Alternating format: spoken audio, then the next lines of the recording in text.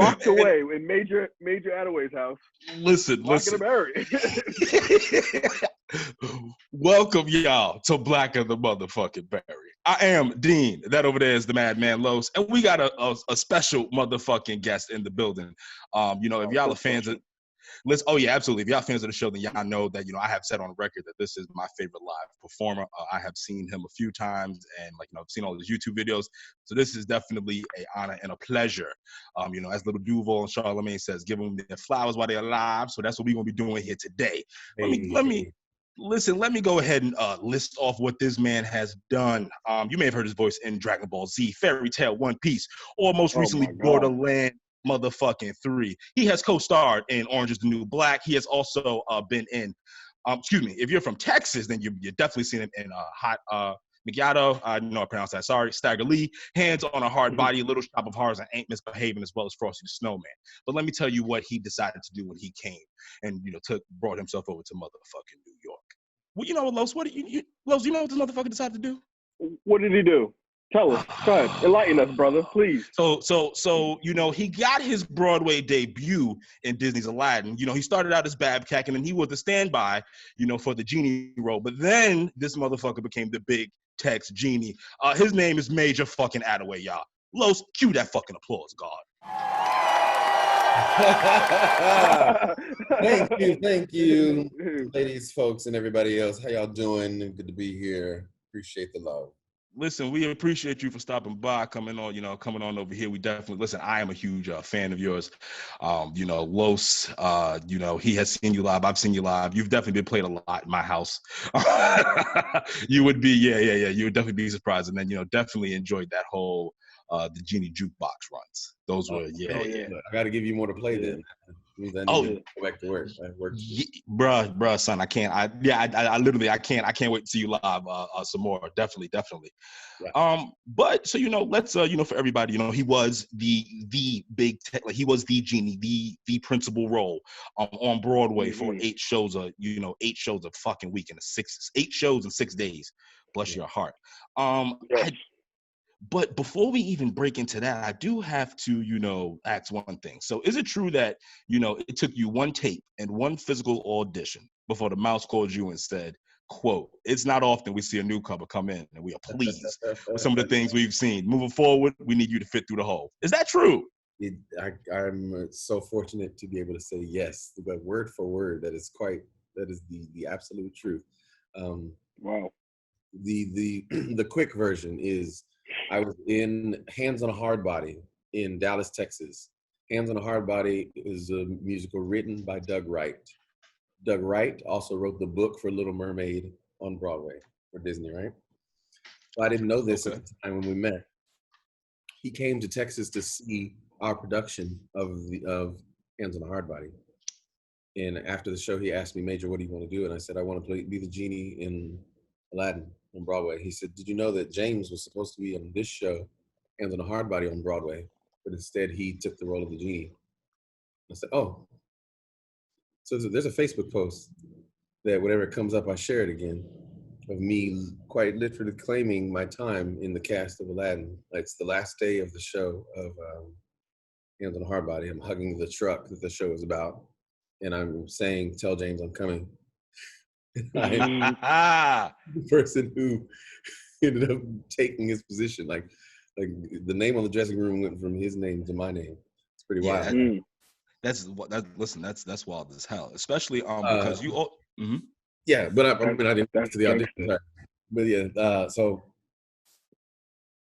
he sent my name forward, right? So the show ends and a month passes, and he sends me an email and says, "Major, I had lunch with Tom Schumacher, the head of Disney Theatrical. I dropped your name. Who knows what'll happen?" I get an audition packet 2 months after that from Disney. They say, "Hey, we've heard some things about you. Here's the audition packet." The auditions are set September 23rd, 2015, and I send them a message and say that I can't make it because I'm doing a symphony gig, which is, a big part of my income at the time. And they say, they said, "Oh, it's fine. Send us a tape." Here's where we get to where you started. So I sent a tape. They call me back in an hour. and they said, "Hey, you should come back next week for final callbacks." And I said, "Oh."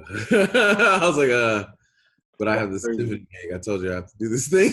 And they were like, right, you should come here and audition for us instead. Okay.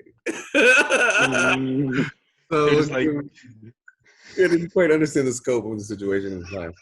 So we give away the gig, and they fly me to New York. Right? I watched the show with a few of the gentlemen who were there to see the show. They're at the same, or for the same final callback that I'm there for. So this is like the Genie boot camp a little bit?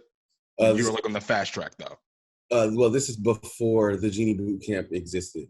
Okay. We were the last group of men auditioned for the role, before they started doing that to find them. Yeah. Okay. So we see the show that the night before, and the next day we spend all day auditioning. And it's three different sections. We do, the scenes and the music first. Then we do a dance for both characters, for Babkak and for Genie, and then we do that again for the large Disney team. And what was significant is that they were laughing. I was like, "Oh, y'all wrote this, so that's good, right? That's good that y'all think that my interpretation is funny as well. That's great. I didn't finish. They called me back that night. They were like, "So yeah, we don't usually see things we like from people we don't know." So that was how casually I was casting the show. It was so can we help you moving forward? So they sent me to boot camp, essentially, and instead of losing 35 pounds in 15 weeks, I lost 50 pounds in 10 weeks. God damn. When you find motivation, you find motivation. Yeah. My issue is never like I'm passionate. It's the lack of discipline that's the issue. Right. We all have that problem. I feel you. We all got that. I connected on the social level. So that's what led to me being cast in the show. And I was supposed to start rehearsals in March of 2016, but I started rehearsals. I have to start in January because Trevor Dion Nicholas had to leave. He was the second standby. Shout out to Trevor. I bangs with Trevor and Neighborhood Goliath. So shout out to you, Trevor. Right. Oh, homie. Trevor just dropped new music. Please check it out. I was just go check it out. Yeah, it's dope. So good. And so he had to leave to go open the London company to do press there. So somebody had to be in the building to cover James. And so that's what I got to do. And I was very fortunate because James essentially gave me a day. Like as a standby, your job is to not know when you're going to go on. I could go on mid-show and that could be my Broadway debut. It's happened to others, other genies, stuff like that before. So I knew ahead of time. I knew that March 20th, 2016 was going to be my Broadway debut as the Genie in Aladdin. So how like convenient was that for you? You know what I mean? Like knowing that it was like you gave yourself a time to prepare, like so like instead of being, just being thrown in on a whim, you already knew. It's the best way to be able to handle the rush of joining the show in the first place. Yeah. Like it was. I felt in joining the show that I was a necessary cog, in the wheel to make it work. And then James, in that single act, allowed me a break to take it all in. He allowed me a moment to literally. I hate using that word. Sorry. It allowed me to be able to take a moment and say, I could write it down on the calendar. This is going to be my Broadway debut, like all of it. So it was, it was everything. Yeah. So you were able to zone in on that day. Like you circled it on the calendar. Like this is That was game day.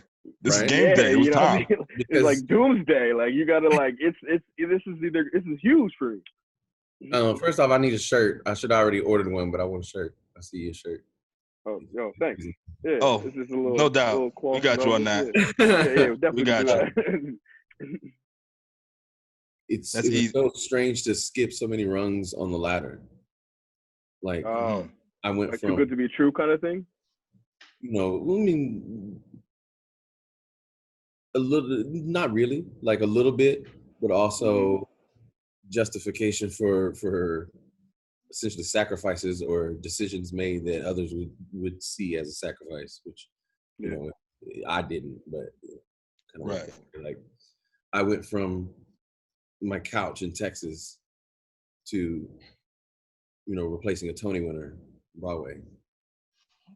And it was like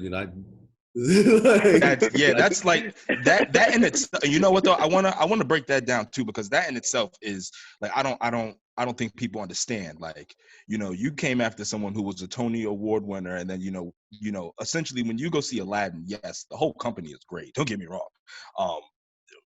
DDR as Iago literally has me in stitches. Like I'm hurting. I am hurting after. Like, yeah, he's fine. Puts on a clinic every day. He's the most consistent actor in the building. Like, don't get me started on how great he is. He is a savage. But it's still like it is Aladdin, but it's the genie, and then the genie has all his cosmic powers in this show, and then he brings it. So for you to replace a Tony Award winner and then keep it going with no problem. Like it was fine. Like I saw you live, and bruh, son, you're a fucking savage. Like yo, like nah, like son. Fourth row. Yeah, I was in like the sixth row, and then like it was I saw him sweat. I saw like when he was the genie. I saw it. I was like, nah. Bro, but then what's crazy to me though. So like when I came to the show, I was like, all right. Like, I know what to expect, but I'm tuned in because really I came there. It was my birthday, and I literally only went because you were performing as a genie, and I was just hoping. And then I was hoping. I was like, I hope I get him. You never know, anything can happen. So I tune in. And I'm like, I just want to see if he gets tired doing front like me. Like I know he's gonna be performing, but I just want to see if he gets tired, bro. I didn't see a motherfucking thing. I was like, yo, he's wilding. Like I remember I just kept looking at Justin. I was like, yo, he's wilding. He's wilding. He's wilding. I was like, he's wilding right now, son.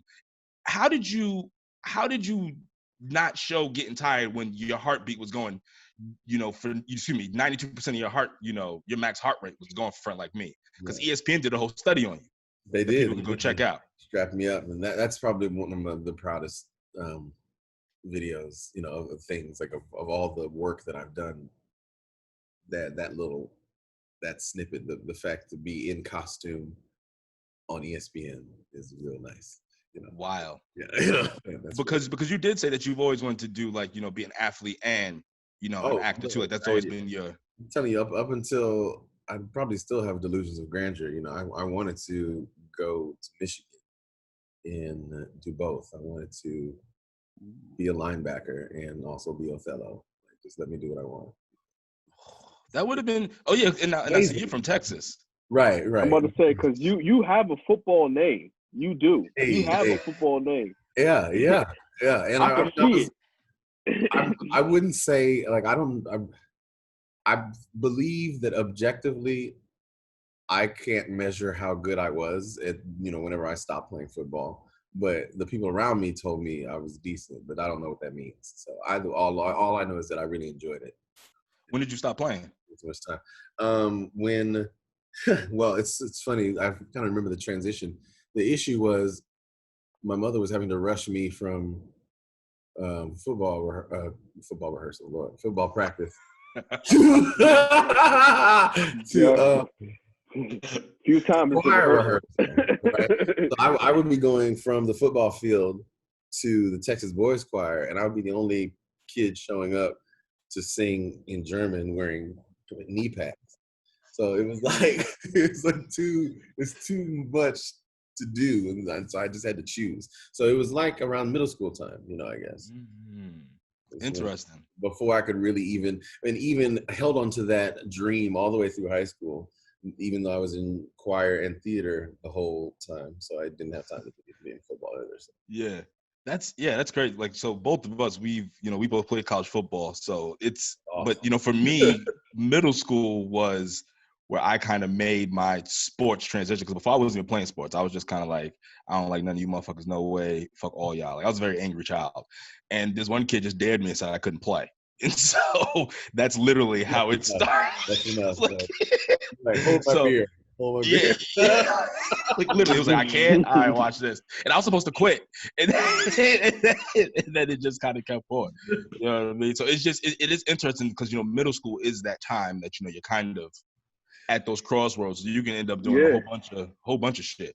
Yeah. Shit you shouldn't be doing, shit you should be doing. And for you, it led you to ESPN strapping you up, and for us to see that you ran 3 basketball courts. like in 88 times or something like that. Jesus. Yeah, that's insane. That's insane. And that's why I say, like, when I saw, because when I like saw Major live, it was my first time like ever going to Broadway. I was like, you know, I did it for my girl, but I was like, yo, okay, whoa, that is that man's really the genie, me, right? Like that to me, when people ask me what the best part about all of it is and was the fact that I saw my first Broadway show in that same theater, right? I saw The Lion King there, and the absolute best moment is knowing that I'm going to be someone's first impression of Broadway. Right. That my face is going to be imprinted on their Don't brain. hypnotize me now. Like, Don't right, hypnotize Broadway. me. I went to Broadway and I saw this big, beautiful black man grant me wishes. Like granting wishes like a motherfucker, and then too, because you're the first person, the first voice that they're gonna see. First and last. Yeah. Well earned rest, my friend. Well earned rest. And not to mention, like, I mean, like, what to me, I thought it was like really only the genie really talked to the audience anyway. You know, so I was like, true.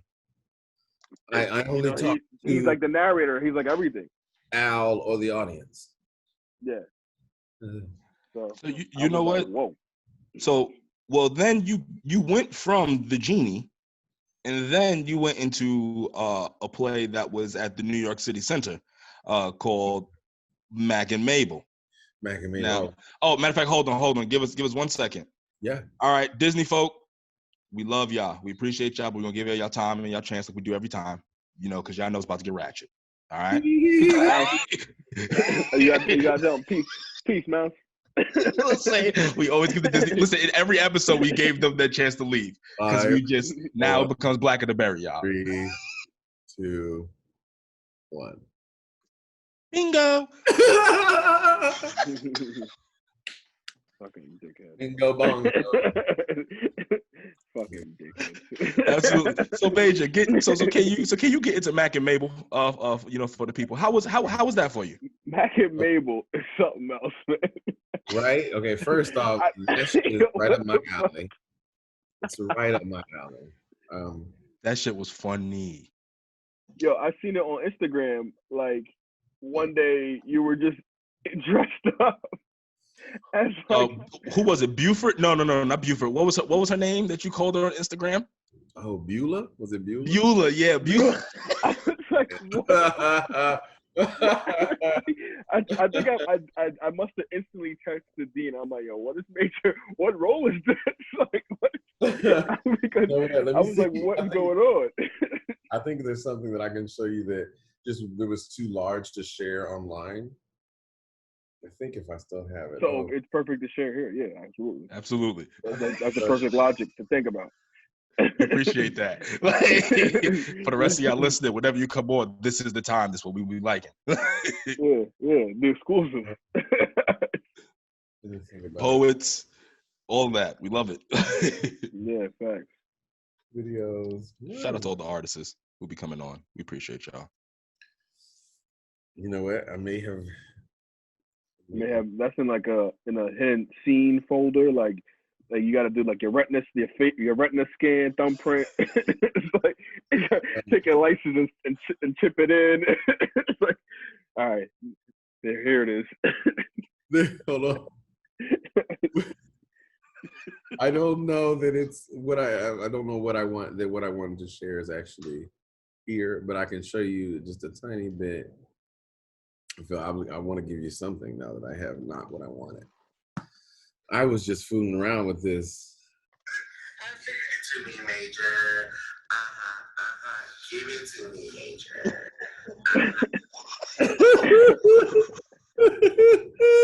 I mean, you know. What was going through your mind when you were? So was that during the show or during rehearsals? Like, how did we get to that moment? Please talk to the people. That was definitely rehearsal. That was me.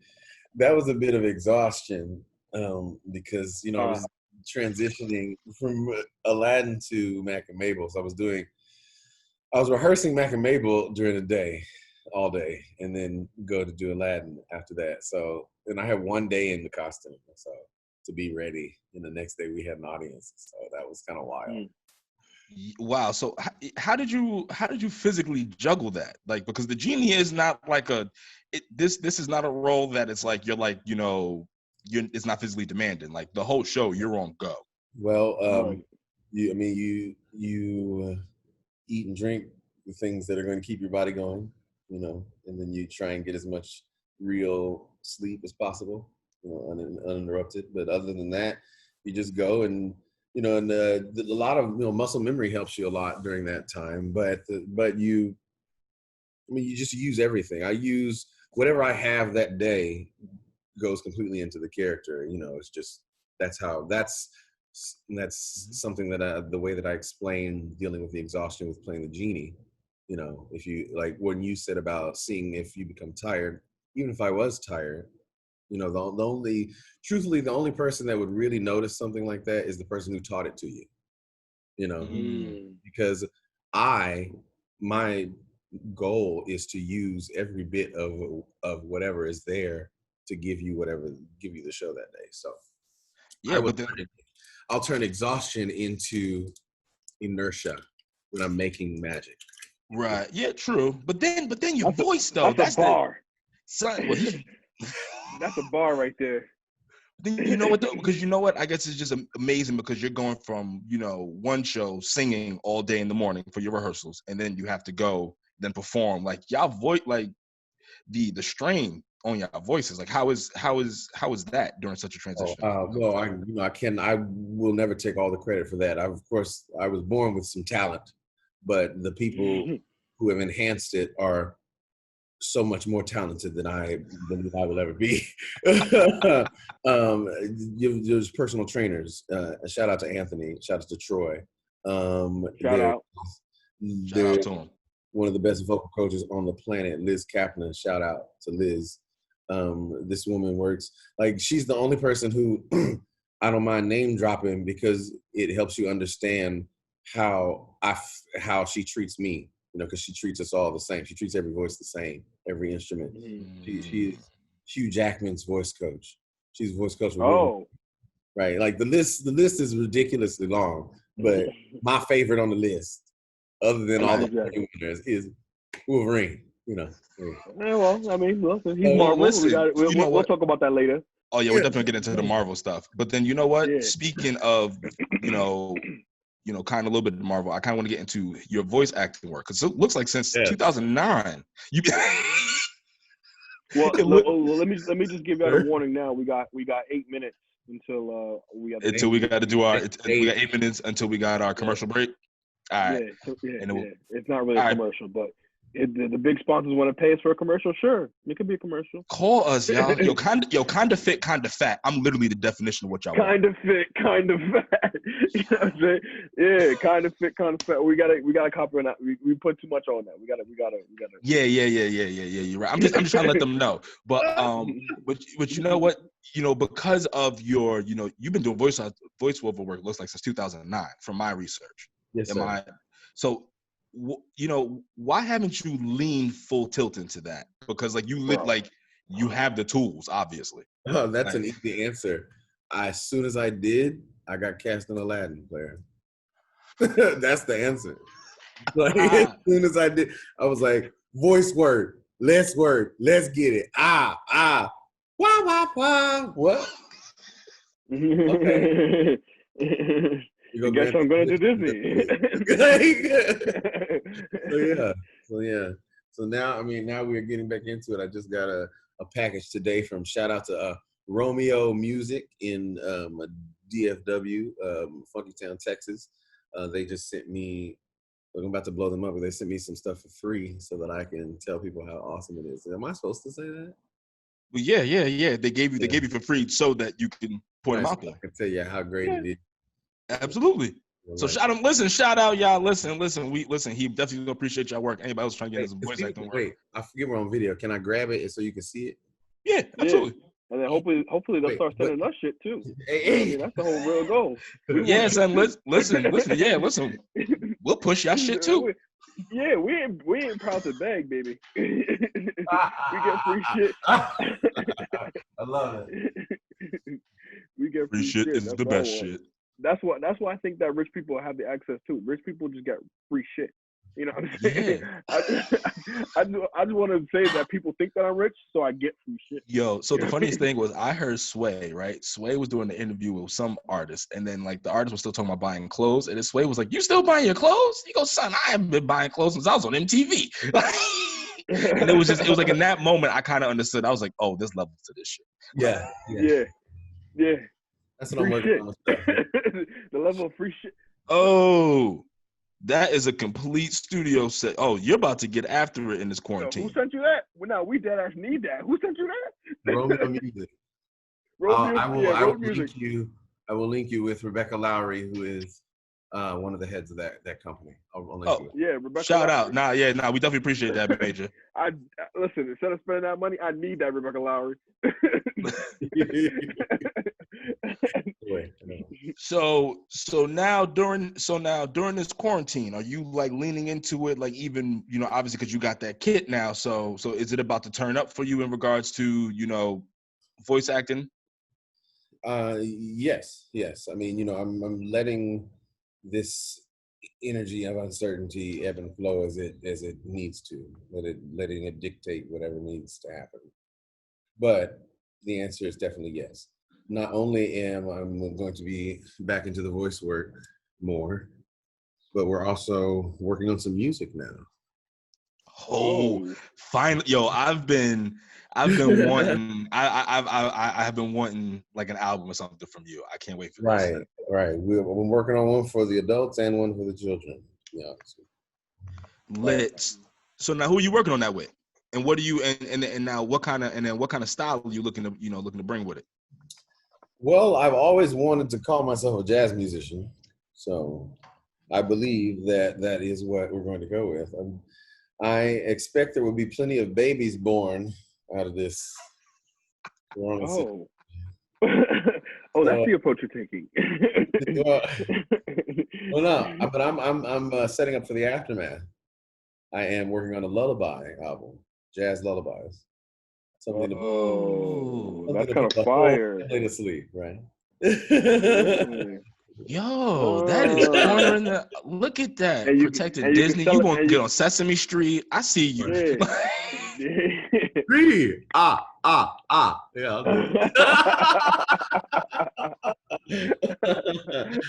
But also a reimagined Frank Sinatra situation.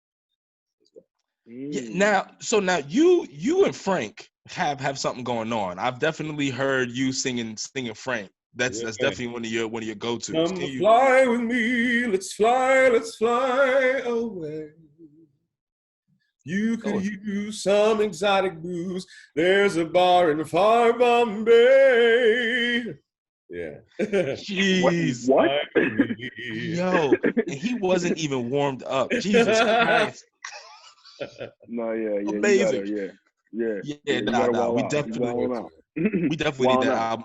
So you know what? Speaking of, your music, and then kind of stuff like that. Let's kind of get into those. So I saw you at the Genie Jukebox. It was you, Deontay, and Jawan, and y'all brought the house down. I saw it on YouTube.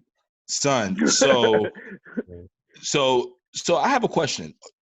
Can we expect the people out there? Can the people expect y'all to maybe one day come together on a joint album?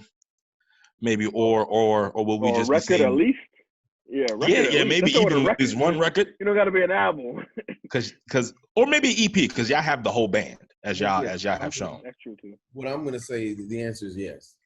The answer is yes. Yeah, there's no doubt in my mind. It'll be, a lot of it is based on the timeline of one Juwan Allen Crawley. I mean, I can't. I don't try. I just try not to get in his way. I just try and catch a glimpse of the awesome, right? Like, just let it shine on me a little bit. He's amazing. Yo, Juwan is fucking lit. Let me tell you. We definitely bangs with Juwan over here. Juwan has an open invitation for whatever. Like, you know what I mean? Yeah, he's a friend of the show. On the show. Yeah. I was looking through the dictionary, right? And I was looking for the word authenticity, and I found his picture just. Son, yo. Man, he was naked. He was naked in the picture. I said, "Damn, come on!" Listen, I think last time that we did the interview, I think Los called him Mr. 145 when we were interviewing Deontay. So, probably right now, Mr. Whatever. But listen, he's the god. He broke that. Yo, listen, he is. Oh, we have 1 minute. Oh shit! Yeah, listen, we got less than 1 minute. Yeah. We're gonna go to commercial breaks, folks. We'll see you in a few minutes. First of all, not only are you my fucking first experience at Broadway, now you're gonna take over my sector, my sanctum of anime and nerd stuff. And you're gonna I'm just stay out of it. Stay out of all my in my time. I just want us to go to things together. That's all. Yeah. Like, can you start about how how'd you get the call to how'd you feel about that? Where it's like, all right, I'm legit. Like, not only doing voiceover work, but for prestigious franchises. Sure. My whole life, I always wanted to be Mr. Movie Phone. If you're certain age, if you're of a certain age, you remember calling. Everyone had their own number to it, but it was, "Hi, welcome to AOL Movie Phone, brought to you by the Dallas Observer, 106.1 Kiss FM and American Express. What movie would you like to see? For new film releases, press 1. For upcoming titles, press 2.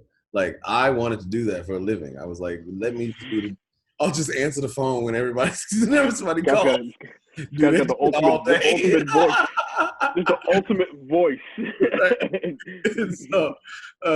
So that's kind of what led to the voiceover work. I've always wanted to be a part of it early on. I mean, back from Gargoyles.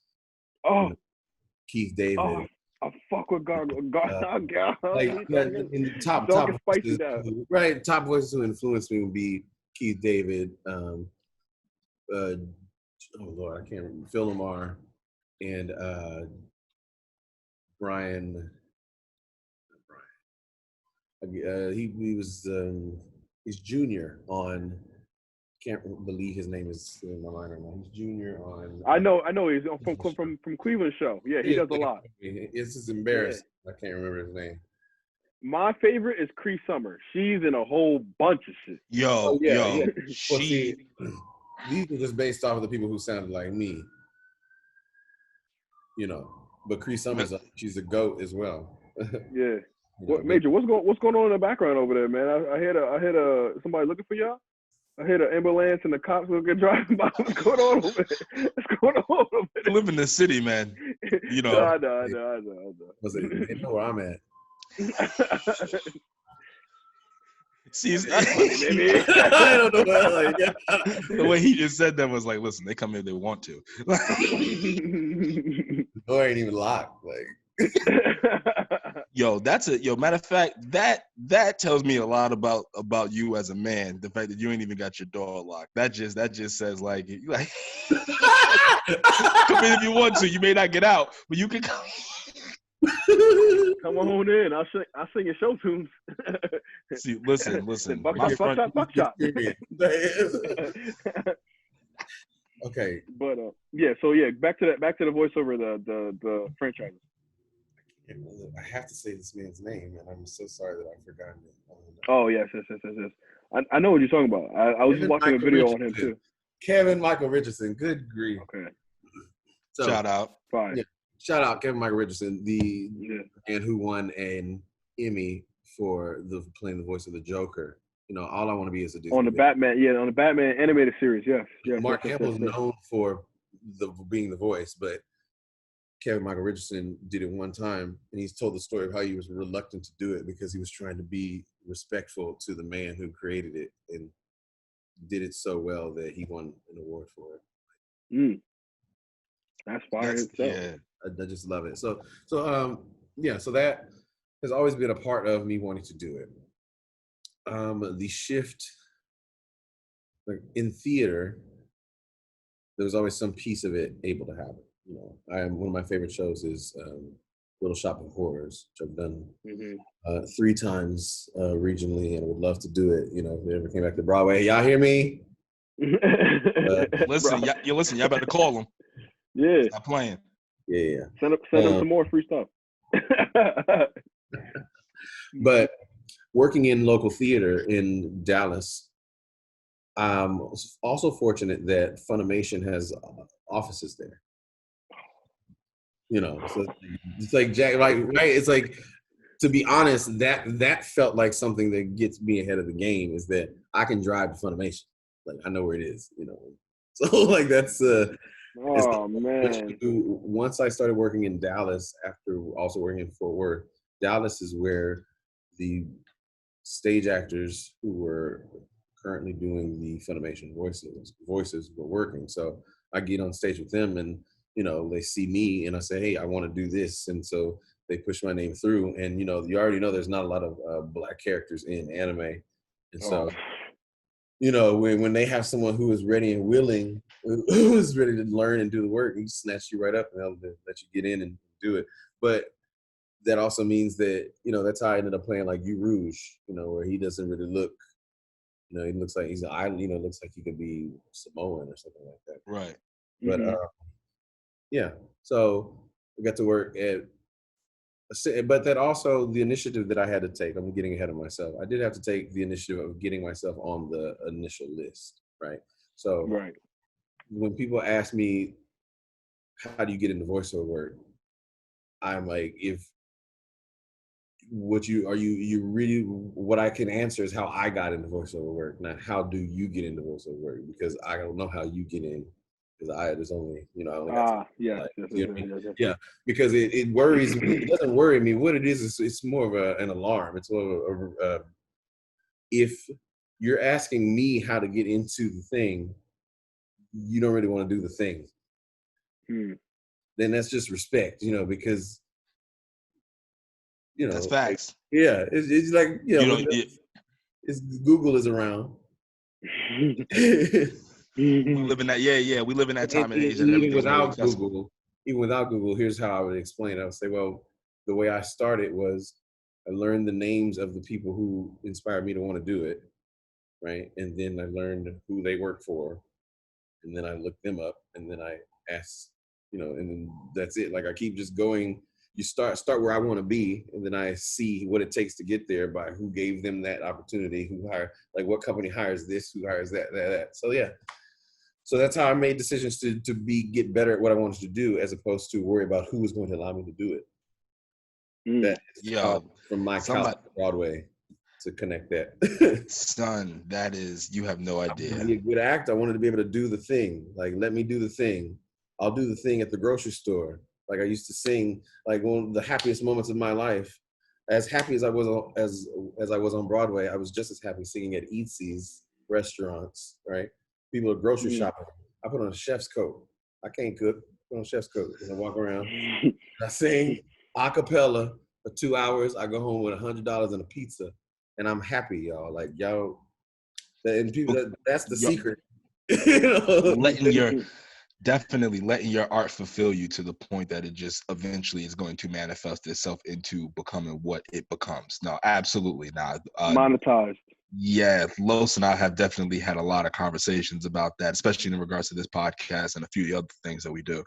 Yeah. And it's always just like, yo, you know, we're having fun with it. You know, we see the end goal. We're just going to keep on plugging away, and you know what I mean. It's gonna happen eventually, one way, one way or another. Like, you know, we will be there.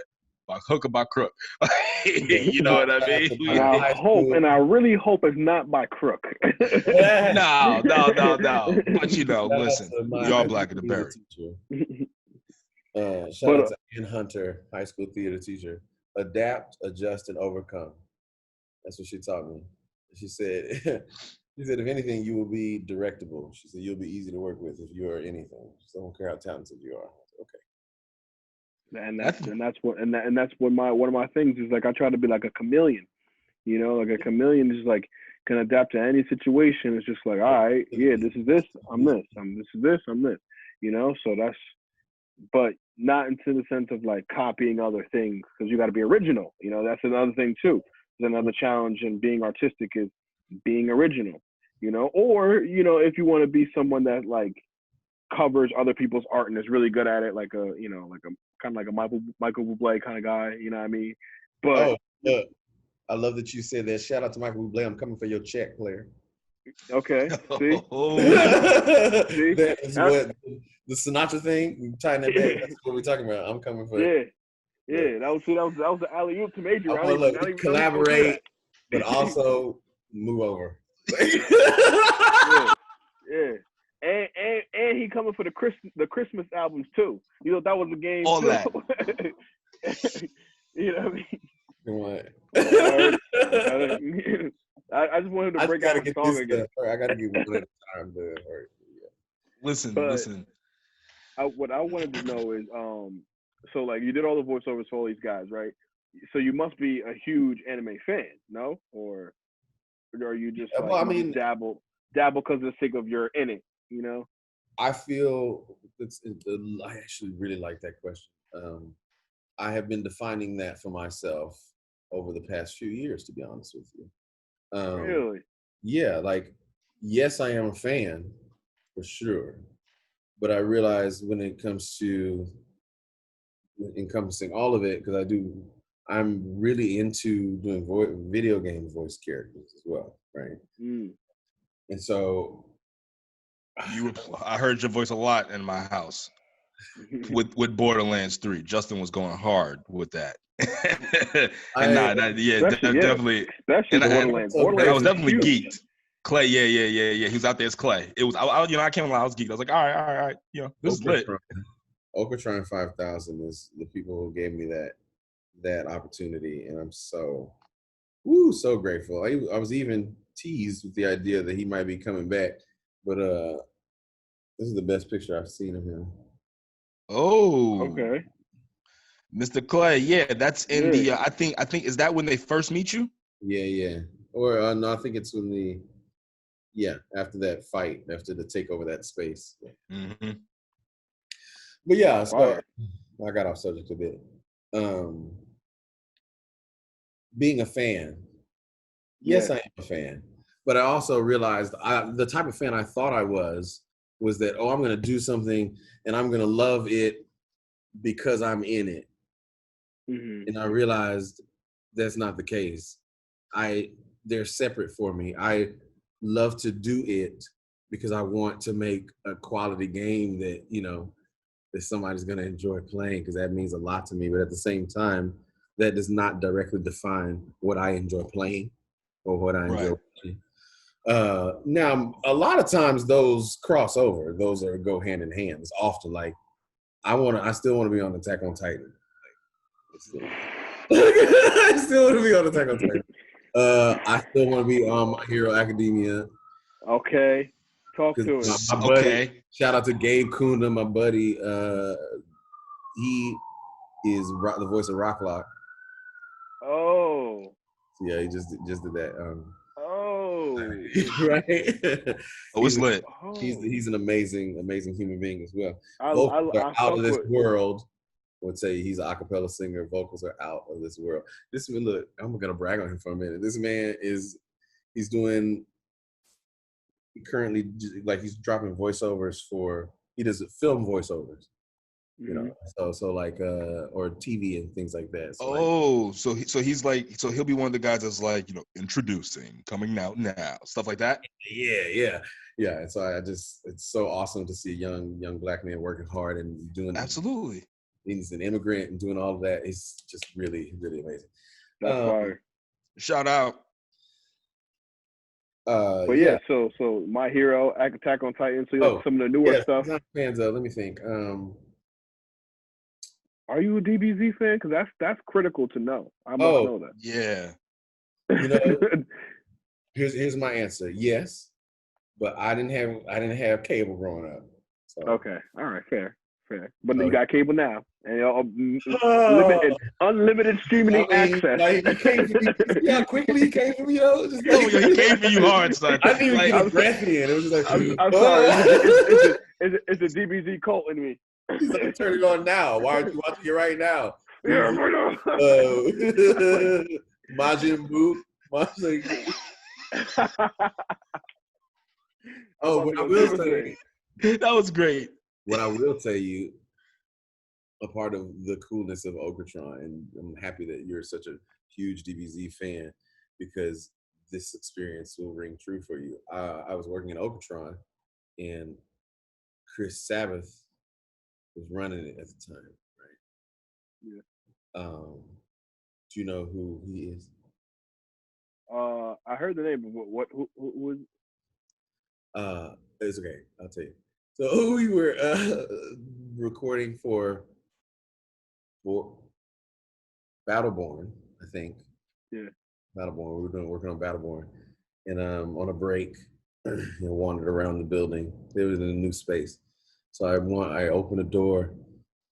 It's full of Dragon Ball Z memorabilia, like this was Vegeta everywhere, like tall, small. I was just uh-oh. Like, what is this? What is this? And I just like said it out loud. Nobody's around. I was like, what is this? You just said it to the sky, like like the room was gonna tell you. Right? Like it was gonna come alive and be like, well, Major, be like, okay. At the desk. Michelle Rojas at the desk. Shout out to Michelle. She's awesome. She said, oh, that's Chris's room. It's Chris's like merch room. Chris is the voice of Vegeta. He's also the voice of All Might. And so I walked into a room of merchandise, just like wall to wall, just full. There's no room for nothing else. That's a hell of a voice combination too. Those two, All Might and Vegeta. The Prince of all motherfucking I was things. trying to be Piccolo. I was like, let me just be Piccolo. Piccolo would be fire. You'd be fine. Piccolo I would kill Piccolo. I would be the best Piccolo ever, right? I don't want to be Krillin, but I will be Krillin. But you know, no offense to Krillin. No offense. Nah. All the offense to Krillin. All the offense to Krillin. He has become like yo. Did you like listen when we all saw the Tournament of Power? He was effective. Oh no, I saw that. What was Krillin there for? Thing. His wife really did more, but he did his son. thing. She's a savage. Yeah, but him not so much. Here's my question, Major. Now here's another question, because you said you would play Krillin. Would you play Popo?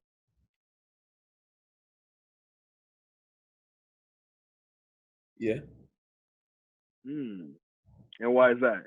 Just for the bag, fuck it?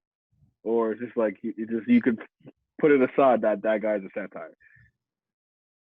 Wait. Is Popo satire? Not satire. What is it? The fucking Sambo. Oh, this is not who I thought it was. Yeah. Popo, he's the black one that has Yeah. I forgot about Popo. That's the one. That's like the dark DBZ. Like we don't even bring that shit up. But we just ignore that part. I would, because I'm all about taking power back. You know. So. He can essentially be like a black genie. So he is essentially that. You know. Right. So like. You know what though? You know what? Los, good fucking question. And then I love Major's response, because I want to bring up a point from Samuel Jackson said when he was facing backlash from everybody. Django? Everybody was losing their mind over it, and he was like, listen, somebody was gonna play it anyway.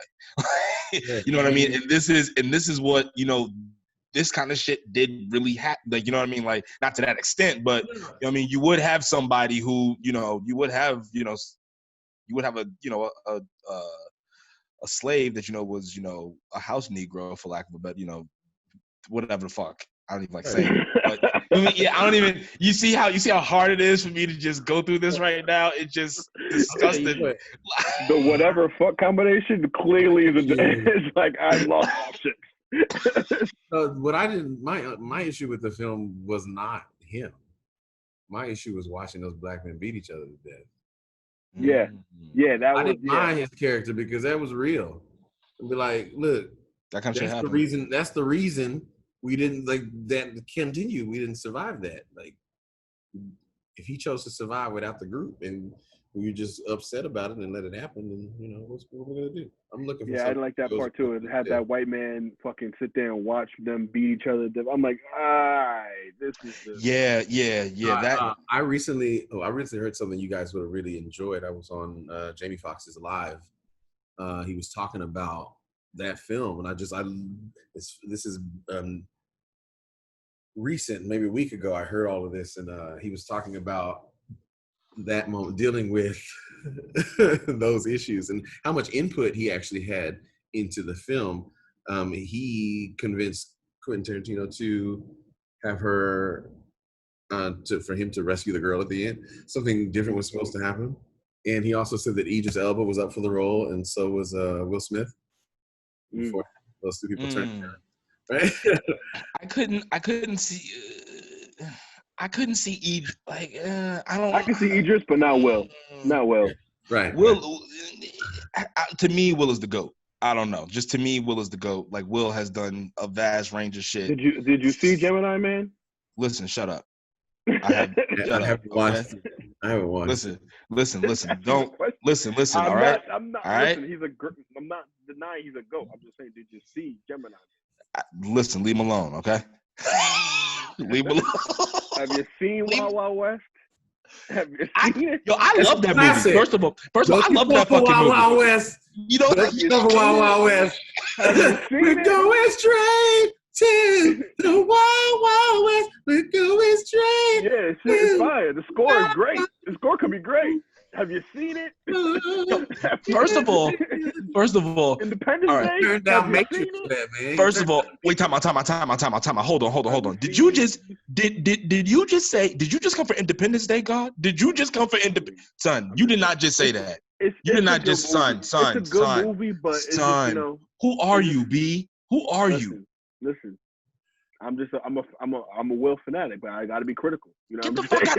Independence. I mean, okay. Independence Day is one of the best films fucking ever. Are you fucking out of your mind, bro? I liked it. What are you smoking? Didn't love it. and then you come for Wild. First of all, everybody come for Wild Wild West. I don't even understand, son. Because first of all, nothing better than because then they had the toys at Burger King. So you used to be like, yo, Ma, can you stop at the Burger King? Listen. No. I'm about to tie all this together. You get the shit from Burger King. You will come back to the crib and watch Wild Wild West. That shit was the funniest shit in the fucking world. That can't be a justification for that. I was fucking 8. I haven't seen the movie since I was 8. What do you want me to do? That was why I loved it. All right. Anyway, I was food driven as a child. Back to Major. Oh my God. Let's get into this Marvel stuff, man, because So would you say you're into more Marvel than you are anime and the video games, or is it like an equal love for it? Well, I was raised by television a little bit. So the answer is yes. It's not more, I guess, kind of a mix. Okay. I say yes. That's not the right answer. So I'm not sure how to answer that. Oh, well, I guess TV shows. Let's say Spider-Man. Yeah.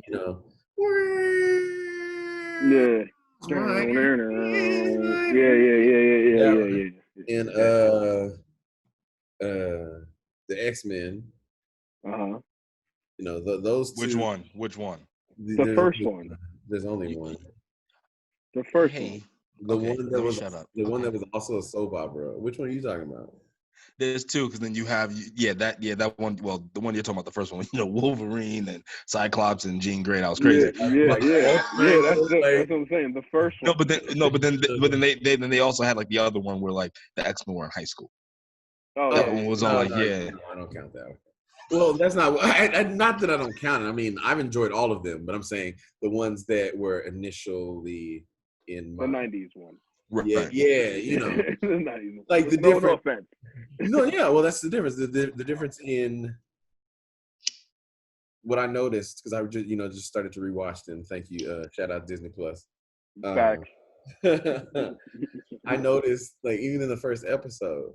So I watched Homecoming, and Peter, I love everything that's happening with the new Spider-Man situation, right? Yeah. In my mind, as long as it's Spider-Man, it's not wrong. So I don't really you can't really mess up something for me that if I don't have my hand on it, then it can't be what I want. So I'm just gonna enjoy whatever happens. I didn't enjoy the last two Spider-Mans though. Like ever since Tobey Maguire and the new Tom Holland guy. That's the only ones I'm really jacking. The other two, I've never seen them.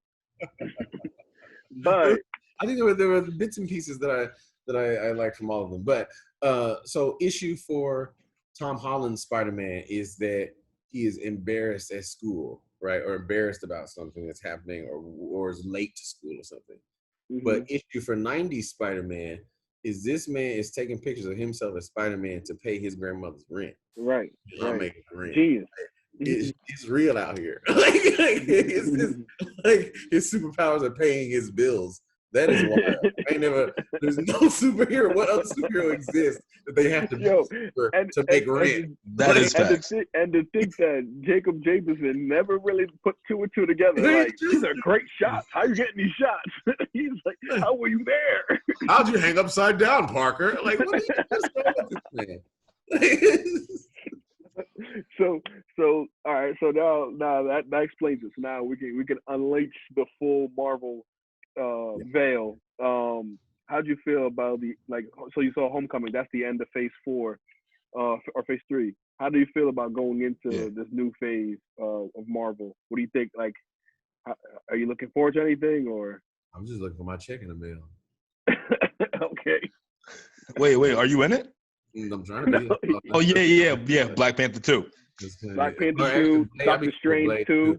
How about shout out to another friend of mine, Michael James Shaw. We did a show together in Dallas, Texas. We did a workshop of a show called Staggerly together, and he is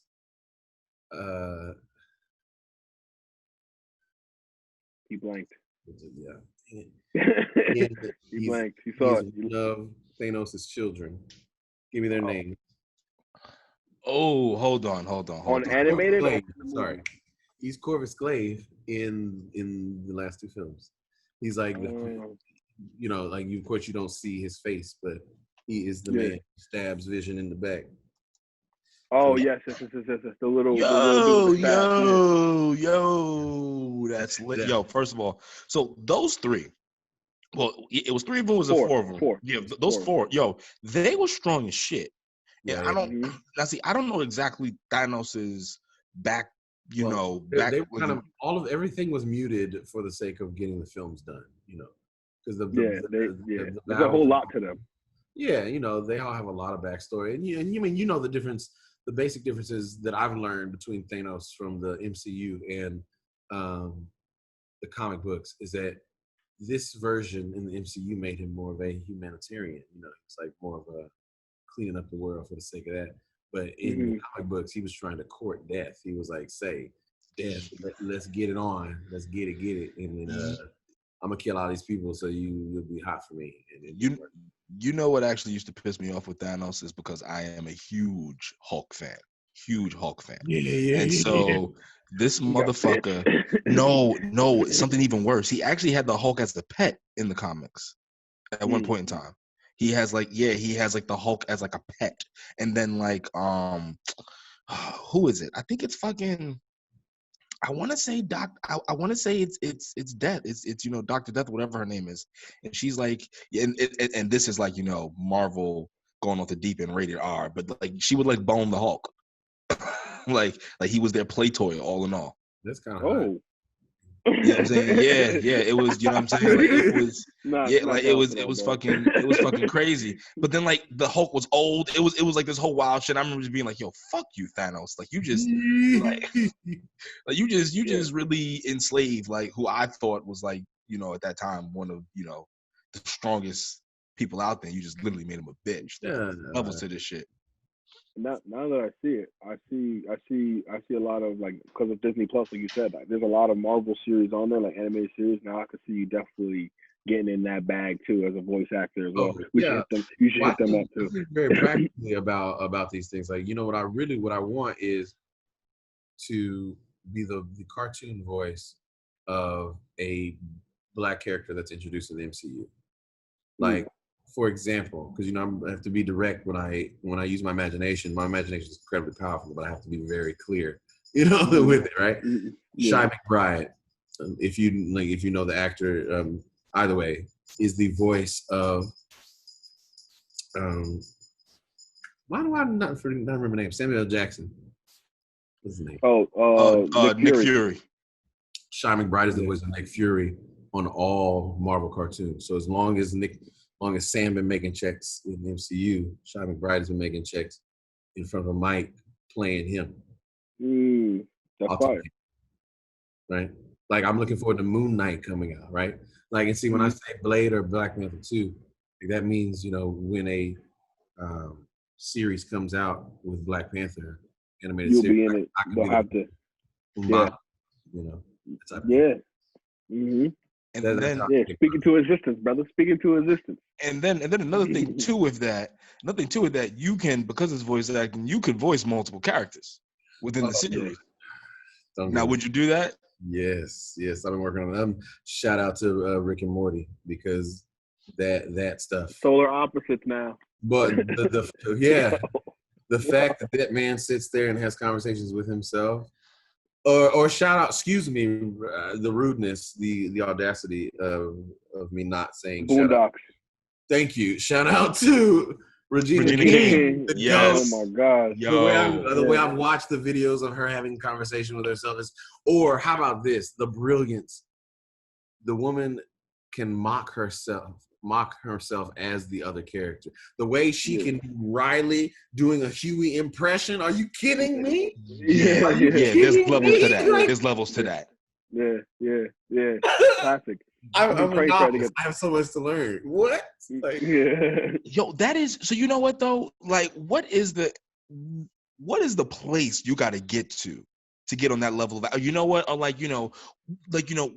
when do you get to a place as an actor that you're just like, when you see somebody's work like Regina King, or when we see how Viola Davis closed out How to Get Away with Murder, like when you see that level, when do you know as an actor you're like, oh, I'm there? Like, I think it's easy. I think it's when you're standing next to them. It took me 6 months to stop fangirling over James Monroe Iglehart, even though it was my job to be his backup. I sat on my couch and watched this man win a Tony Award, and now he's inviting me to lunch. Like, what is going on? So he says it himself, like he geeks out with people that he gets to work with, even though they're in awe of what he's doing. So, I mean, I think it's a beautiful thing, actually, because I used to say, this is something that was a surprise. It surprised me that it surprised other people when I told it to them. When it comes to actors and artists, anything that you want to be, if you don't already think about what these successful people are doing with their time, like I often thought about we got less than a minute here, so if I thought I was bored at any given time, I'm like, what is Jamie Foxx doing right now? Right? And like, if you never thought like that, you don't want to do what he did. You don't want to work on that level. Like I already think, what is Jay-Z doing right now with his time? And I don't mean that because it's quarantine. I mean that at any time in my life, if you're just waiting for them to come out with something to inspire you, what are you doing? That's facts. That's facts. Your That's life facts. is just as valid as theirs, so go ahead and tell somebody about it. Facts. Facts. Look at Major out here dropping gems and dropping bombs. Yeah, man. Yeah. So we have less than a minute. I know. Listen, we've been with you for about an hour and some change now. Like, listen, we will continue this if you're cool with it. But if you got other things to go, then let's do one more. Let's do one more round. I'm good. All right, cool. All right, cool. let's get after it. And we are back, people. So you know what? Quick question for you. Yes, sir. So I've seen these things going on, online showing God tier, high tier, mid tier, and low tier. Oh, don't do this to me now. I got to. Cartoon Network and Nickelodeon. For Cartoon Network and Nickelodeon. So first off, we're not even going to go that deep into it yet. I just want to ask one question for you. Are you a Cartoon Network or Nickelodeon kind of guy? Oh, well, you remember I didn't have. Oh yeah, you said you didn't have cable growing up. So you know what I really am is one Saturday morning. Saturday morning cartoons. Okay. Yeah. So then that means that you were watching things like Static Shock. You were on WB. You watching Static Shock, watching the Pokemon. Were you watching Digimon? No, Digimon was right after me. Digimon was on ABC Family. Yeah, but I was heavy into Pokemon. I had a Pokemon. I was getting packages of cards at Target type. I had a Pokemon collector. I had a book for Pokemon cards. The binder. Yeah, you were real with it. You were real with the plastic sled. Come on. Don't mess with my that became a Yu-Gi-Oh library too, eventually. Yes. Yo, my Yu-Gi-Oh. It did. The first like two like up until they got rid of Yugi and they made the other guy the main character. Yo, I was going hard with the Yu-Gi-Oh cards. Like I went to like tournaments. Like I remember one time my pops took me to a tournament, and that's some real nerd shit. Yo, son, I went after it. Yeah. I went to the tournament. They had it at they had it at Toys R Us, so we go there, and then my father looks at me. He goes, "Of course, we're the only black people here." And so I was like, he goes, "But fuck it, we good." So we walk in, so we're doing it. Yes, Dad, get it together. My dad don't give a fuck. So we go in there, and I ended up losing to this like adult, and my pops was pissed. Like, yeah, because like then I got cause basically if I didn't lose, I would have got like third place. I ended up getting like fourth. I had to like battle for like fourth and fifth, and my dad like pulled me out the tournament. He was like, whoa. He goes, y'all really let him lose to like an adult? You know what I mean? And then like he kind of like was about to cause a scene, and it was like, yo, pops, you gotta go. He was like, nah. Like y'all should be ashamed of yourself. He goes, you're a fucking weirdo. Like yo, he turned the whole.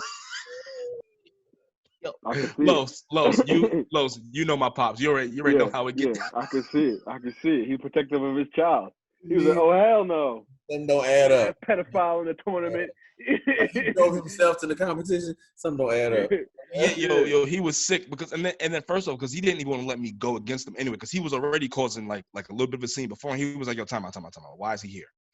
And then when he saw that he was in my bracket, it became even worse. And then it was like when I had to go against him, he was like, "Yo, time out, you're not doing it." And I was like, "Nah, pops, I was like, yo, I'm going to win." So do them, Dad. Nah, it wasn't even that.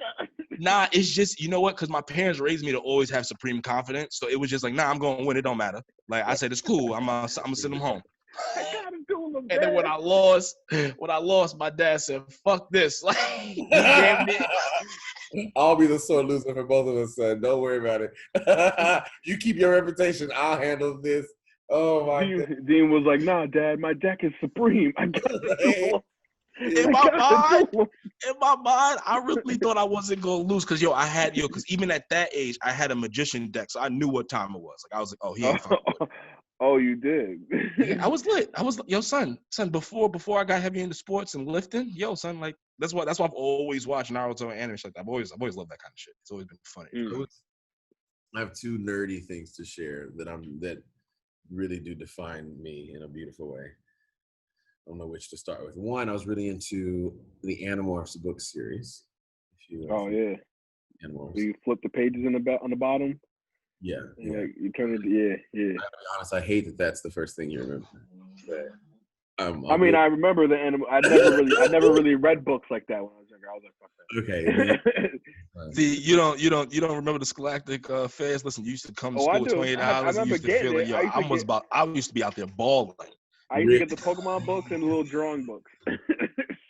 I think, I'll be honest, I probably stole books.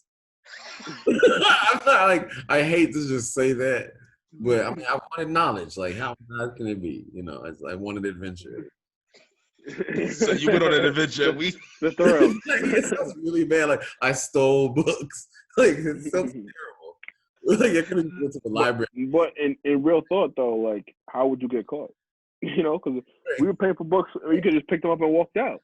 And what if I even brought it back? What if I read it and brought it back? You know, all you were trying to do was just get ahead of the game. That was all. So don't even think you were stealing. You were just borrowing the knowledge to give it, to place it forward. You know what I'm saying, my brother? I think I should cost some money. Nah, I think you good. They be all right. I think you should pay those overdue fees there. Yo, beautiful nerdy thing, but my father took me to a handful of arcade auctions as a child. Oh shit! He became an auctioneer. Yeah, it's exactly what you think it is. Oh god, it's so beautiful. I'm gonna write a piece about this, whether it's gonna be a film or whatever. I don't know yet. But we would go to an arcade auction where it's essentially a warehouse, and in Texas, warehouses are real big. You know, we got lots of space, filled with arcade games. So it's like the biggest live action full arcade that you've ever been in your life. Plus, because they're all for sale, they're all free to play to their souls. So you were in there wilding. I'd have been lost in there. I'd have got lost in there. they can't find me for months in there. In a warehouse full of arcade games, to where it only took me one trip to understand the trick. The first time I walked in, I just went to the first thing I saw and started playing it. And then someone bought it, and they were like, "Hey, kid, I bought that. Get off of it." And I was like, "All right." At the end, I go to the very back of the room. The last game of the day. They're not gonna get to this thing till 5 p.m., 7 p.m. maybe, right? Working your way through. I'm gonna beat this game today. The doors are open. There's nowhere for me to put a quarter. So I just hit the thing that the quarter hits. Ching, ching, ching. I'll hit it 99 times before I even press start once. So I don't have to worry about it anymore. See, there we go. There we go. You got like 100 credits. You ready to go? He's already ready to go. Because how many times have you wished that you could beat an arcade game? I beat arcade games fully in those times that I went to that. I even had arcade in my house. All right, so wow. give us the hardest one to beat that you beat growing up. I remember Final Fight being pretty ridiculous. I know it's probably random. Like I can see it clearly because I played it so much, but it was a 90s one. But RoboCop was also really hard. X-Men was hard as hell to beat. You know, the one that everyone loves so much. The Marvel vs. Capcom. Yeah. Well, I mean, could you beat Marvel vs. Capcom? It was only versus, right? Yeah, fighting games are kind of easier to beat because you just have to get through. You know, eventually you just do the tournament. Yeah. You're not gonna be Mortal Kombat and stuff like that. But even though I'm the favorites, though, I love Tekken. I used to play a lot of Tekken, right? Tekken is nasty. Woo! I love Tekken. Yeah, I loved all of those. I loved. Now I'm thinking of video games that aren't arcade games, but Tekken. What else? The arcade game that I played a lot. I had RoboCop, Final Fight. Yeah, the ones like the Pac-Man, the Galactica ones, like those Namco ones. No, because I didn't. Those didn't do much for me. I was a big fan of Metal Slug. That you run and scrolling on the screen forever. I was a big fan of that. So you know what? I got a quick question. Yeah. So, I know you're from Texas. and the food in Texas is something. So I gotta ask you. What's when you're cooking your steak, or when you have a steak, what is your go-to meal for that? I gotta ask you that because I definitely want to get into a food combo. Oh, I mean, well, in Texas, steak and potatoes is the easiest go-to. But what kind of steak for you though? Oh, huh. Well, it's a good question. I guess now that I've learned a little bit more about my palate, not much, but a little bit. A dry aged. I'm looking for I think I would prefer something a dry aged. What cut though? I think it depends. True. Depends on the day, because some days it's like a ribeye is necessary, but then there's some days it's like you want a real good T-bone. Right. And then sometimes a filet mignon was filet mignon because I just need butter meat on my mouth. Yeah. But I think about places to eat those types of things in Texas. Well, Texas de Brazil was an amazing place. It's like the churrasca. Yeah. See, I never heard of that one. Like the only big Texas brand that I know of, unfortunately, is the Texas Roadhouse that I do love, though. I love Texas Roadhouse. And a Texas Longhorn, too. Oh, he's at Texas Longhorn? No, I'm saying, but there is Texas Longhorn, too, though. Oh, yes, that is a steakhouse. But you know what? Since you are from the South, too, did you ever, did you eat any wild game growing up? Like, some deer, maybe, frog, squirrel. Yeah. Yeah. Because my father had a whole bunch of that shit. And yeah, but I didn't live that far out of the city, too. And I didn't live, my family wasn't the type to really prepare that type of meat. I mean, I have tried a lot of things being in Texas because you have access to a lot, I've tried elk. I heard that's really good. I haven't had elk. I've had venison. Yeah, I mean, venison, bison, elk. Venison jerky is the shiz. I've heard that. Yo, venison, yeah. You can't get past venison jerky. Yeah, so I've had a lot of those different things. Have you ever had Gator? Because I really want to. You've had it? Oh yeah. How does it taste? How is it? It's great. Great. Kind of a texture between maybe shrimp and chicken, I guess. Whoa. Yeah. You know what? You know how good that must feel? It's just, because I know, being from the South, just because, my family's from. Frog legs are awesome as well. I heard a lot of people eat frog legs. I have yet to have any, and my dad swears by them. So, there'll be times where he'll go back home, and then, he goes down south home, and then he'll be like, oh, yeah, I had some frog legs when I was down there. They're delicious. I'm just like, he's had that. He's had turtle. But, my family's also, country. Like, I didn't even know how country my family was until I would talk to other people who were from the South. And I would just assume that their family was as country as mine was. Yeah. And it was like, no. They're like, no, we never did any of that. I was like, really? No? Like, y'all never had turtle soup? Hey. My family here in New York, they thought I rode a horse to school. I was like, what? Have you lost your mind? What are you talking about? I was like, where's the practicality in that? Like, what? I'm not fucking Amish. Like, school bus. But you know what? But you know what is?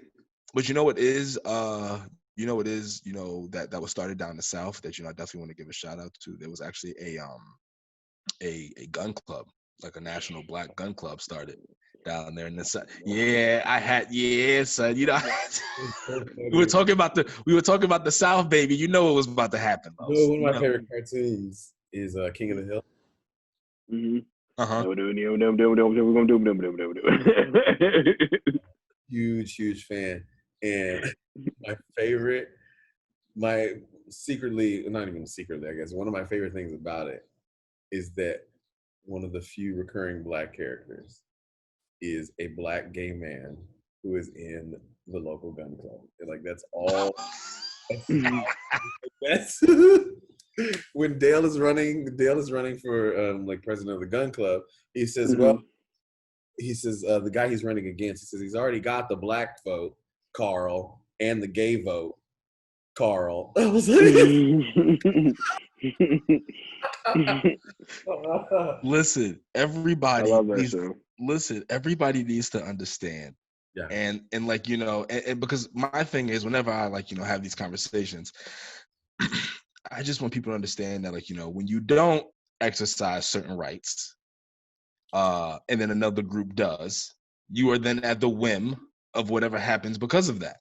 You can't, like, you know, how can we, you know, how can we continue to know that there's a problem happening and then we're not doing anything actively to move forward to, you know, find a solution? I guess that's my whole thing. You know what I'm saying? And then if you at a base can't even protect yourself, look, you're fucked. As a child, I won't go too deep, but everybody got tried from family members, right? Facts. Actually, I don't mind sharing. Black or Bear, right? Hell yeah. Exclusive. I have, let's see, not delve too deep, but I have been placed in handcuffs before on the side of the freeway because when my name was run through the computer, it said that I was supposed to be in jail. Or it actually said that I was physically in jail at that moment. I said, that's weird. Because I'm not in jail. At all. not even the slightest. Come to find out, my uncle has gotten arrested and gone to jail. He didn't use my name.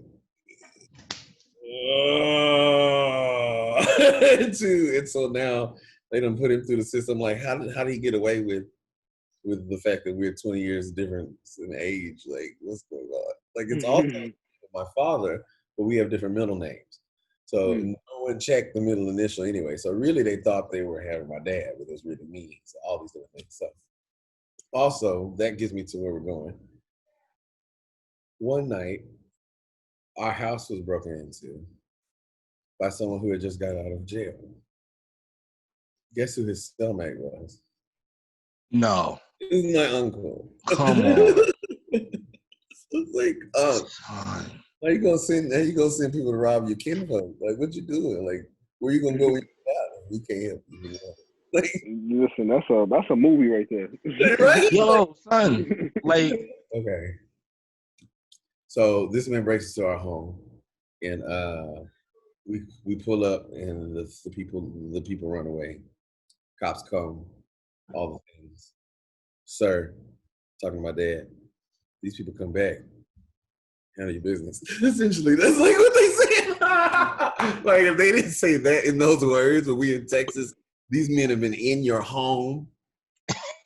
What are we supposed to tell you other than that is, you know what? That is one of the things I love about Texas. It's like because even like, you know, Bun B, like I don't know if everybody, you know, Bun B and his wife, they had that situation where old boy tried to run up in his house. He was shooting at him, and then he ended up shooting at him, like basically in the street when he was going away. I know some people will say, hey, you know, he went a little overkill. I'm gonna say that motherfucker shouldn't have came in his house anyway. And I love how in Texas, it, you know, that is legal. Well, That's fine.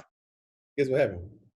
We went to bed, and they decided to come back.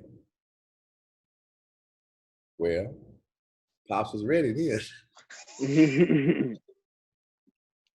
That man died in the neighbor's yard across the street.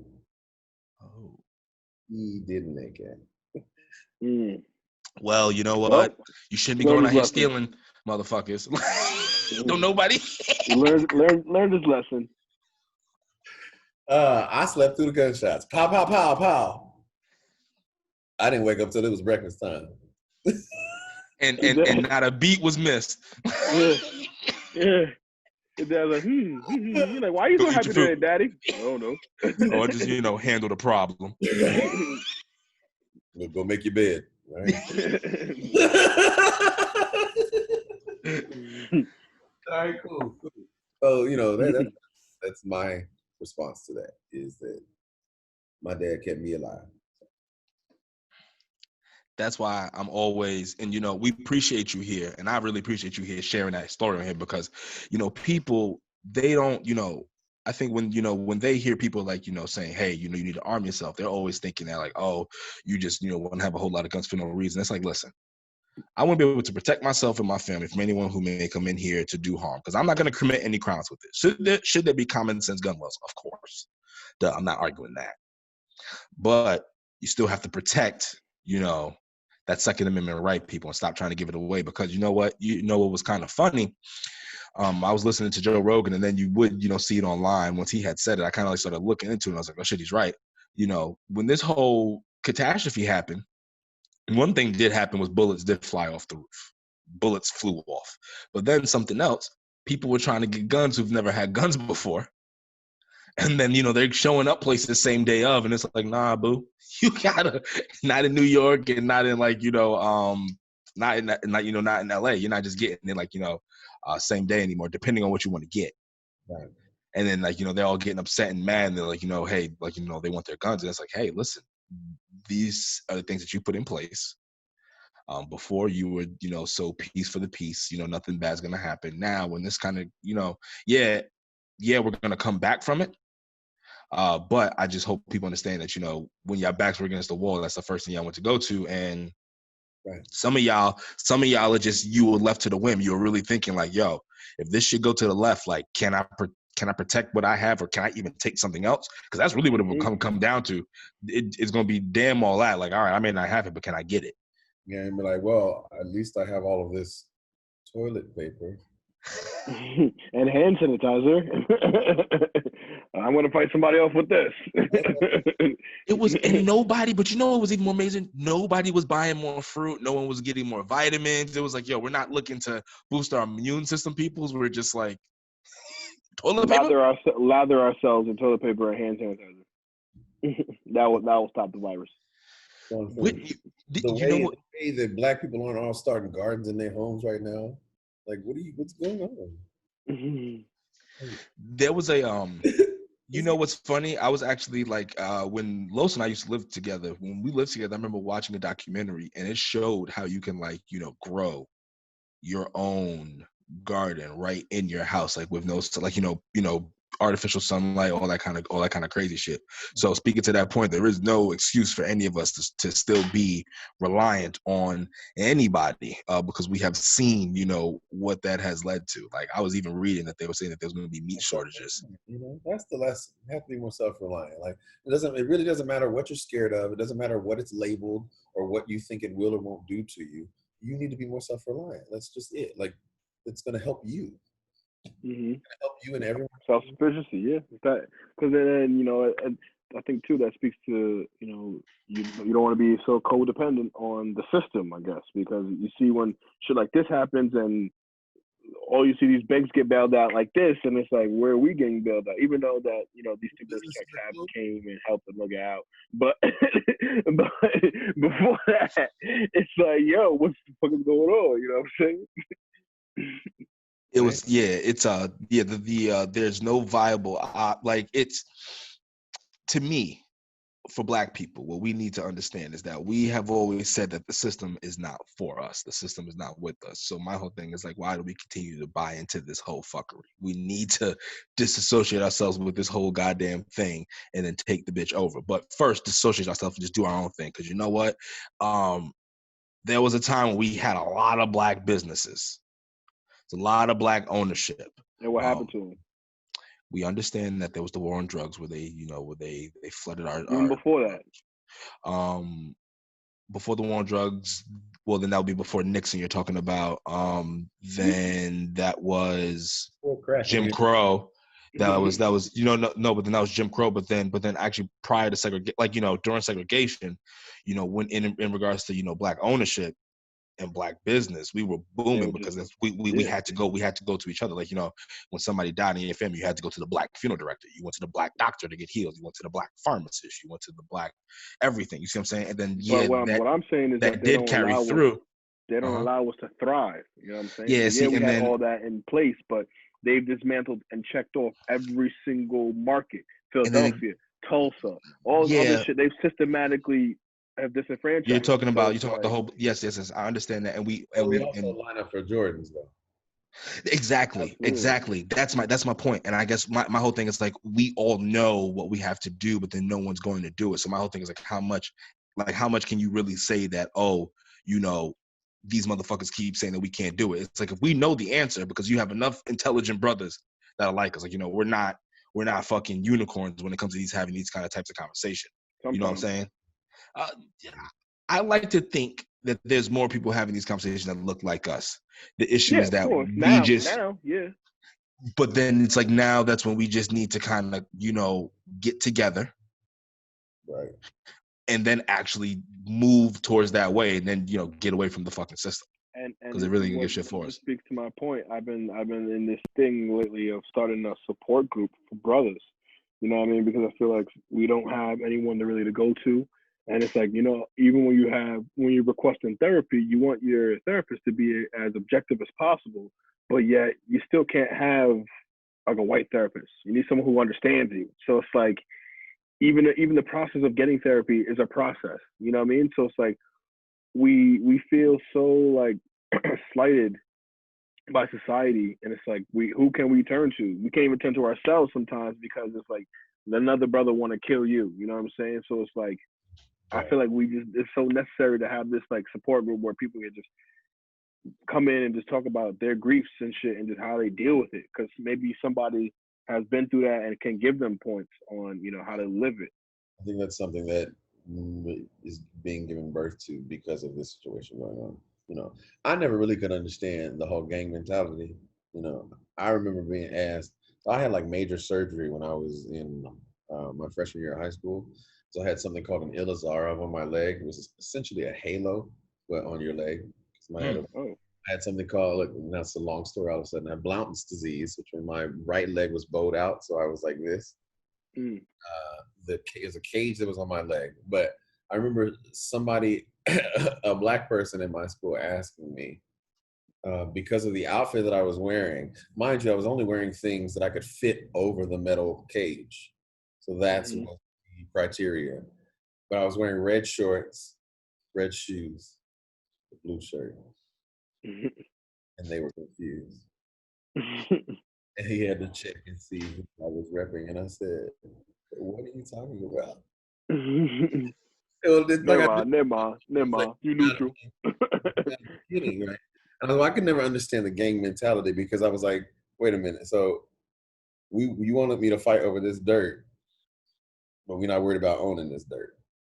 And also, we can't really own this dirt, can we? It's just dirt that we came from. Right. I can't. Ooh, that actually is a hell of a point that you went into, you know, when it comes to ownership. Because, like, you know, when you really do think about it, which is why it goes back to my point of just being able to protect what you have. You got 5 minutes. Oh, god damn, this is a good part too.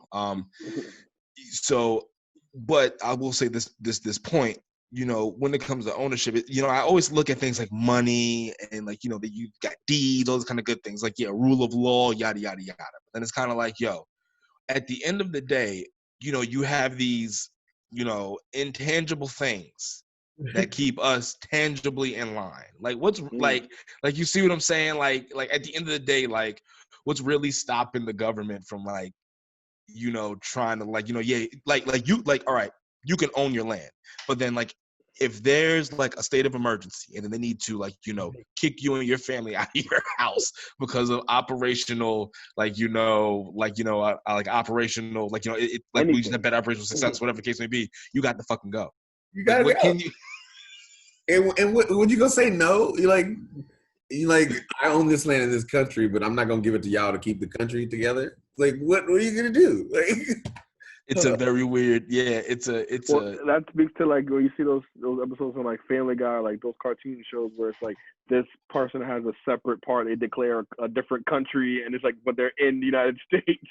You know what I mean? Like, but Peter had what was it? I forgot.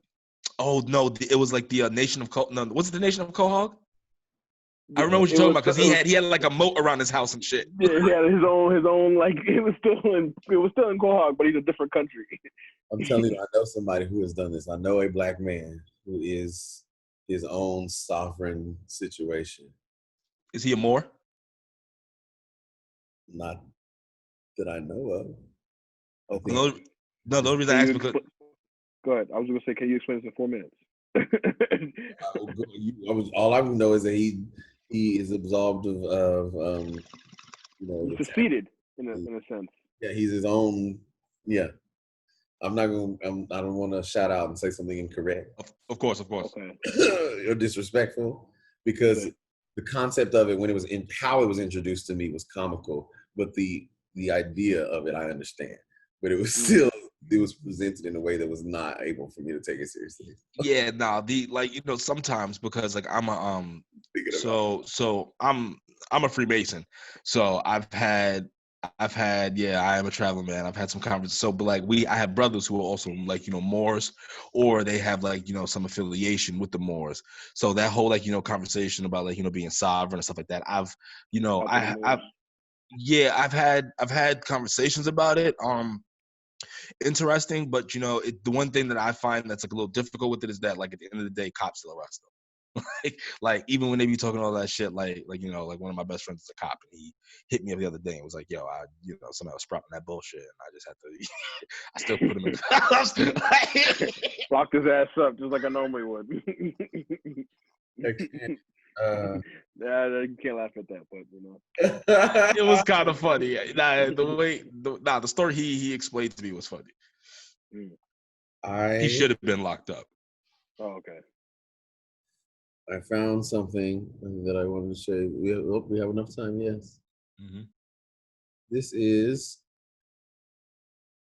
a clip of the very first part of us doing the one-man show that I was talking about, written by Jordan Cooper. It is about a character that he created who was the first Black millionaire in Hollywood. It's a accumulation of different real people. In the show, please play it. Oh, an error occurred. Oh, you're gonna do me like that? Why are you gonna do him like that, y'all? He said, "Oh, my timeout requested has been timed out." He goes, "You motherfuckers." I'm gonna put cases on all you motherfuckers. Pull up Apple right now. You'll be playing basketball in Pelican Bay when I'm done with you. This is you know what? I'm gonna have to send it to you later because it's not. I found it, but it wouldn't let me play it. Rude. You know what? You send it to me later, and we're gonna throw it in. We're gonna definitely throw it in the episode. Listen, this is feeling like some Joe Rogan-esque kind of podcast. We kind of went all over the place, and I definitely appreciate you, brother.